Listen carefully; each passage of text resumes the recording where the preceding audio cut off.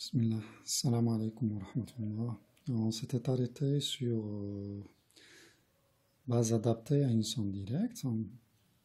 On avait démontré cette petite proposition. Si vous avez une famille libre, vous prenez n'importe quel vecteur, il va engendrer un sous-espace vectoriel, les autres vont engendrer un autre espace vectoriel, et j'avais dit que les sous-espaces que vous obtenez là, ils sont ensemble, sont directs. Alors une autre remarque dans ce cas qui s'impose, dans ce cas, c'est-à-dire lorsque la famille est libre là, eh bien on avait vu une petite propriété qui disait que toute sous-famille d'une famille libre est une famille libre. Ça veut dire que, alors la grande famille là, c'est une famille libre. Donc si je prends cette petite famille là, eh bien elle sera encore une famille libre. Donc puisque E1 jusqu'à EK, ce sera une famille libre, et c'est une famille génératrice du vecteur. On avait dit, tout vecteur dans, c'est quoi cet espace-là? C'est l'ensemble des combinaisons linéaires de 1 jusqu'à EK. C'est-à-dire que tout vecteur ici va s'écrire comme combinaison linéaire de E1 jusqu'à EK, et ça, c'est exactement la définition d'une famille génératrice. Donc notre famille E1 jusqu'à EK, ça sera une famille génératrice là, disons ça c'est F, c'est une famille génératrice là, et c'est aussi une famille libre comme sous-famille d'une famille libre. Et donc ce sera une base, d'accord, est une base de F qui est égale à vecteur 1 jusqu'à EK, d'accord. Alors, ce qui est dit pour cette sous-famille-là, on le répète pour cette sous-famille, ce sera encore une famille libre, et c'est une famille génératrice de ce sous-espace qu'on appellera G, d'accord? K plus 1 jusqu'à En, c'est aussi une base de G qui est égale à vecteur EK plus 1 jusqu'à En, d'accord? Alors, puisque c'est comme ça, qu'est-ce qu'on est? On est devant quoi ici? Une famille libre. Une partie, c'est une base de F. Une partie, c'est une base de G. Alors, la famille qu'on obtient au total ici, ben, ce sera aussi une base. Une base de quoi? E1 jusqu'à En est une base de F plus G. D'accord? Pourquoi ça? C'est une famille libre. Et c'est une famille génératrice de cet espace. F plus G, c'est quoi? C'est vecteur S plus vecteur S'. On avait dit que vecteur S plus vecteur S', c'est quoi? C'est vecteur S union S'. S union S', ce n'est que ça. D'accord? Donc, S union S' est une famille génératrice de ce vecteur-là, et c'est une famille libre, c'est donc une base. Alors, la base devant laquelle on dit que c'est une base adaptée à cette somme qui est une somme directe. D'accord? C'est bon? Bon, maintenant, on va parler de dimension finie. Voilà.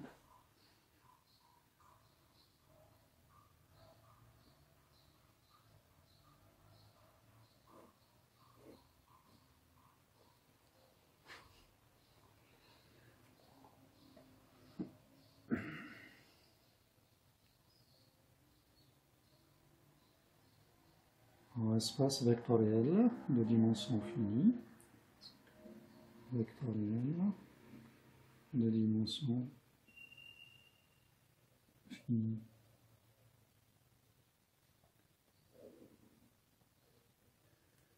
On commence par une définition. C'est quoi un espace vectoriel de dimension finie? Bon, on dit un espace vectoriel de dimension finie ou encore fini dimensionnel.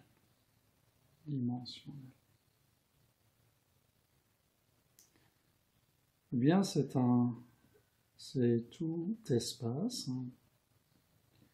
qui admet une famille génératrice finie. C'est tout sous-espace qui admet une famille génératrice finie.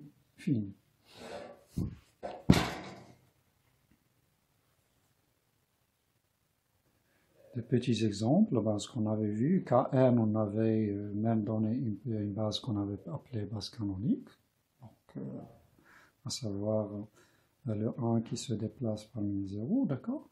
Et Kn aussi, le x, on avait donné une base canonique, 1, x, x carré jusqu'à x puissance n. Il s'agit de familles génératrices finies, donc ce qu'on voit là, ce sont des espaces qui sont finis dimensionnels. Pardon. Bon, alors avant de continuer, une petite proposition concernant, puisqu'on parle de familles génératrices, on revient un petit peu en arrière sur les familles génératrices. Alors si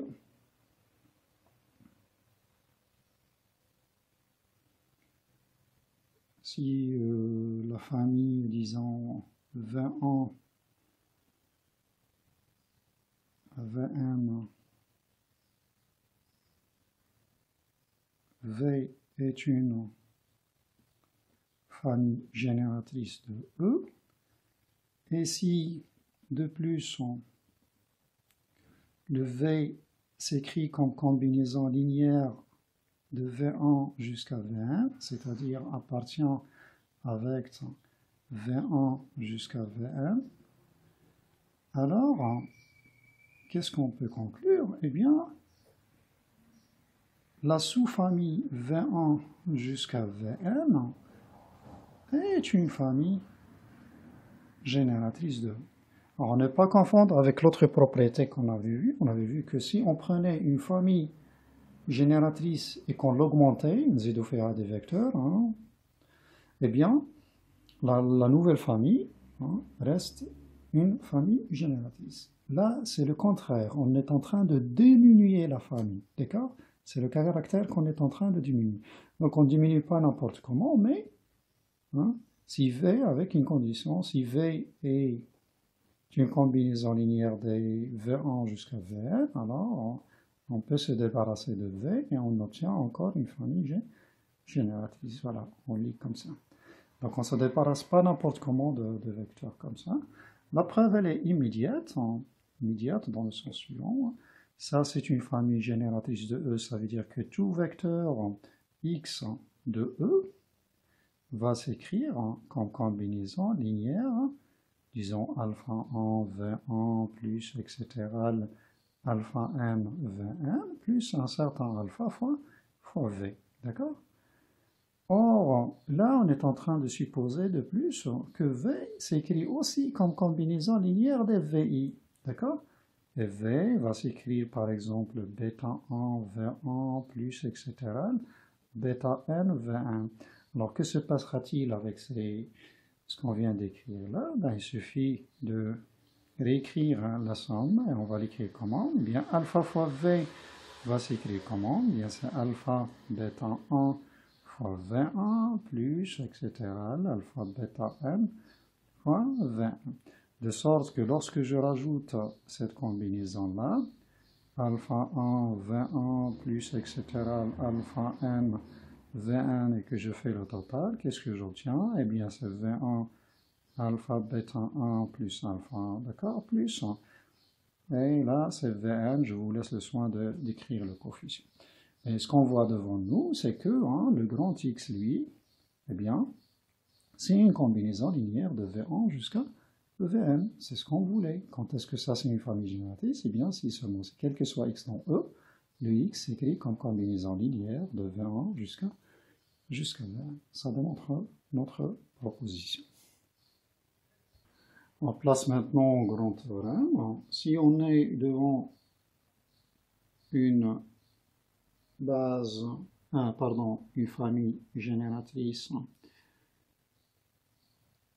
si ça c'est une famille génératrice de E,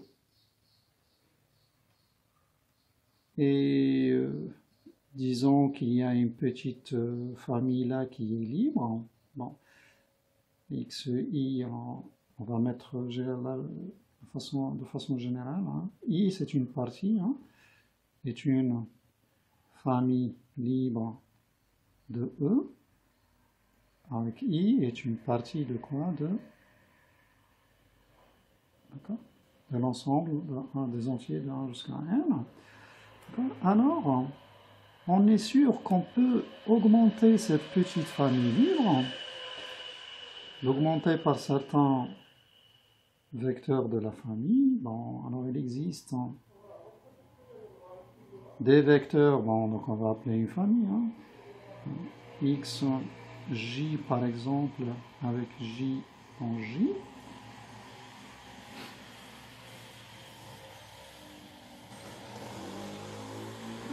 Où j est une partie de 1 jusqu'à n toujours, mais qui contient le i, c'est-à-dire les indices les KNFA, nous isolerons peut-être certains indices pour que la nouvelle famille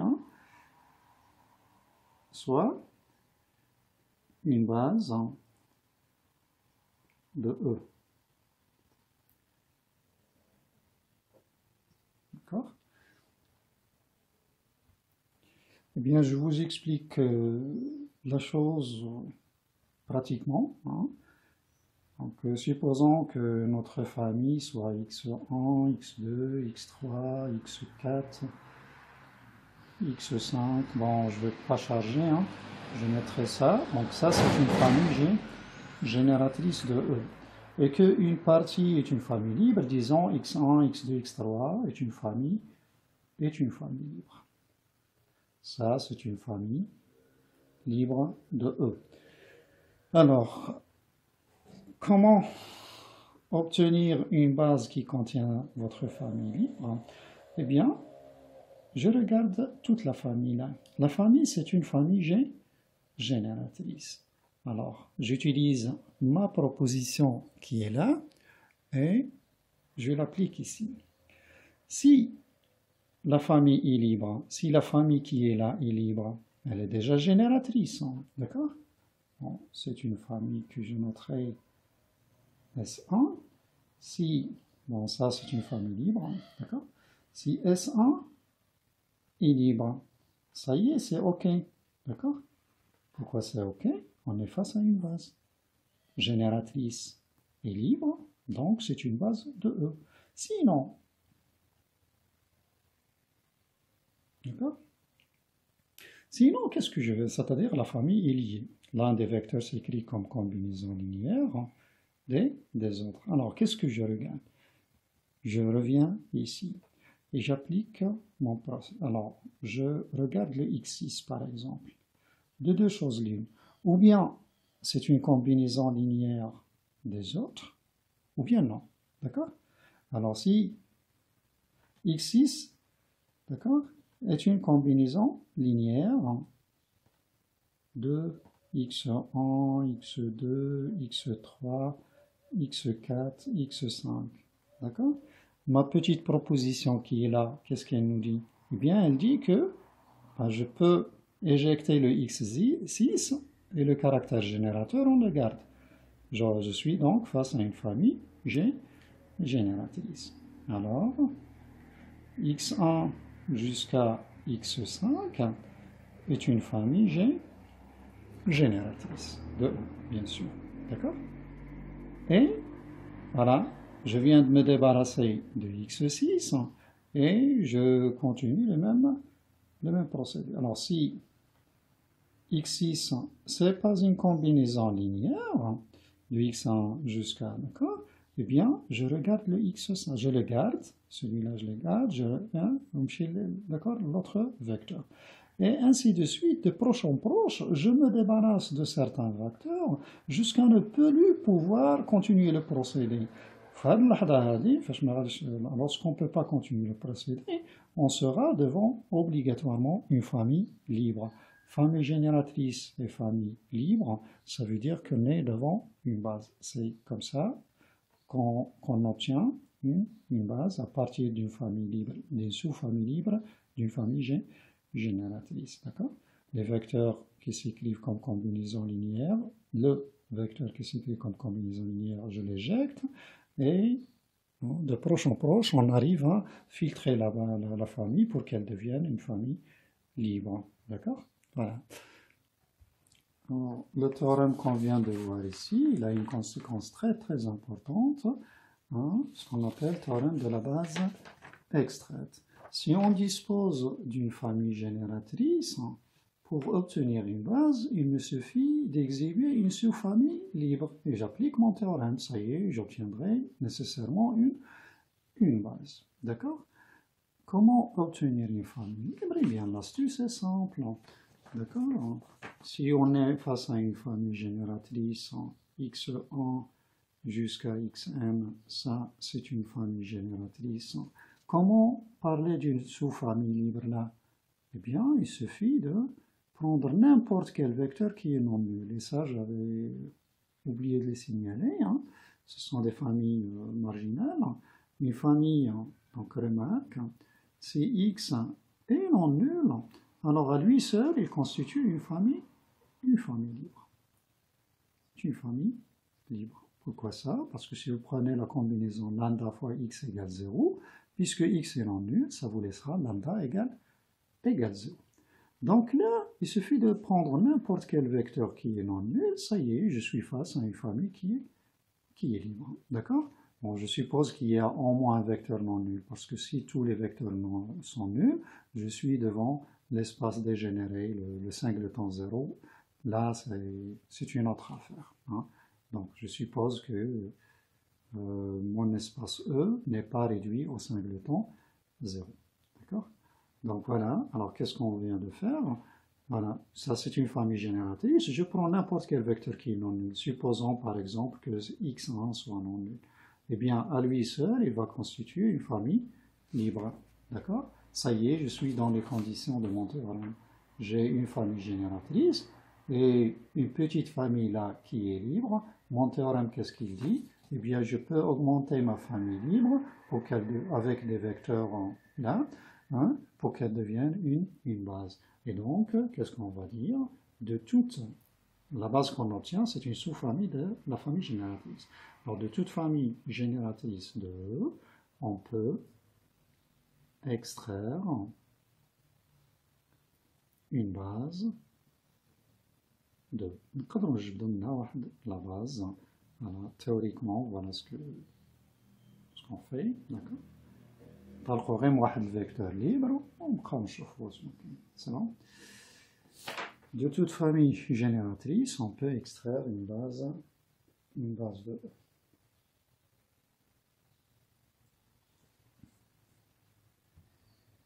Et donc, tout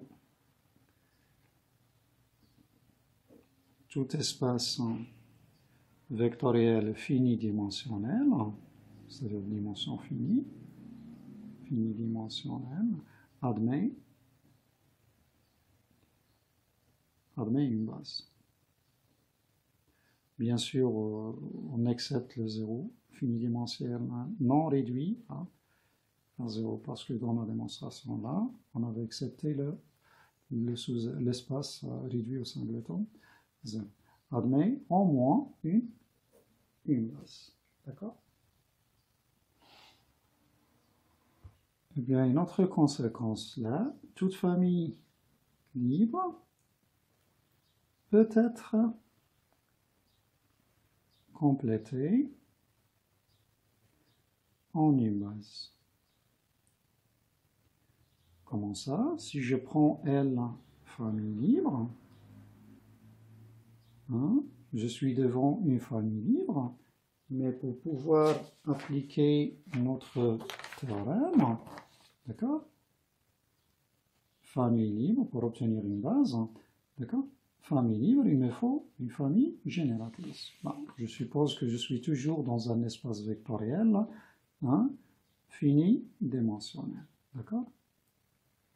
Finidimensionnel. C'est bon?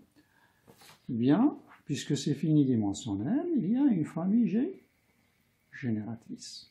D'accord? Notre espace admet une famille génératrice.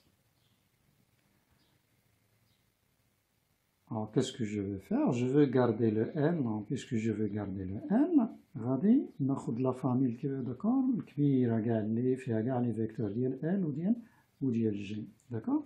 Eh bien, j'obtiens une nouvelle famille que je noterai G'. Pourquoi le caractère G? Vous devinez peut-être, parce que la nouvelle famille que j'obtiens là, est une famille génératrice de E. On avait dit que toute famille qui contient une famille génératrice est une famille génératrice. D'accord? Donc là, je suis en mesure d'appliquer mon théorème. C'est bon?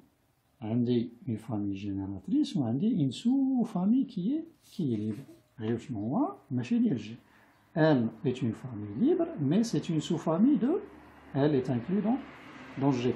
D'accord? C'est une sous-famille de G' qui est une famille génératrice. Il existe donc notre famille qui est libre. On peut lui ajouter certains vecteurs.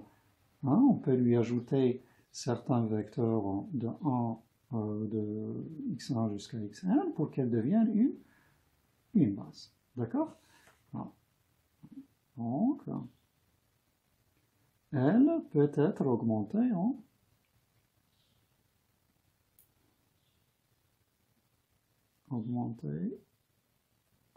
une base. Et comment l'augmenter en une base? Eh bien, on lui ajoute certains vecteurs. Pas n'importe quel vecteur. Bon, je vais l'expliquer sur un exemple, le procédé théorique qui est là. On lui ajoute certains vecteurs.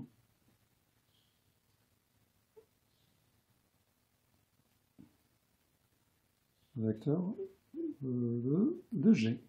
D'accord? Pas n'importe comment, via le procédé. Faites très attention. Là, on n'est pas libre. x6, on dit une base. Non. D'accord? Vous voyez bien le conditionnement. Si x6 s'écrit comme combinaison linéaire de ces vecteurs-là, je l'éjecte. On l'intérêt de la famille. D'accord? Je continue. Si x5 s'écrit comme combinaison linéaire, je l'éjecte. Vous voulez la famille? D'accord? Supposons que x4 ne s'écrit pas comme combinaison linéaire, eh bien, dans ce cas-là, la famille est libre, pardon. Libre génératrice, ça veut dire une base. Pourquoi libre? Il suffit d'appliquer une autre propriété que j'avais annoncée. Si la famille est libre là et que je l'augmente par un vecteur, pourquoi elle serait qui ne s'écrit pas comme combinaison linéaire, pourquoi est-ce qu'elle serait libre? Ça, on l'a déjà fait. On a comme V1 jusqu'à Vn, V est lié, si seulement si, c'est le vecteur V qui s'écrit comme combinaison linéaire de ces vecteurs libres. D'accord?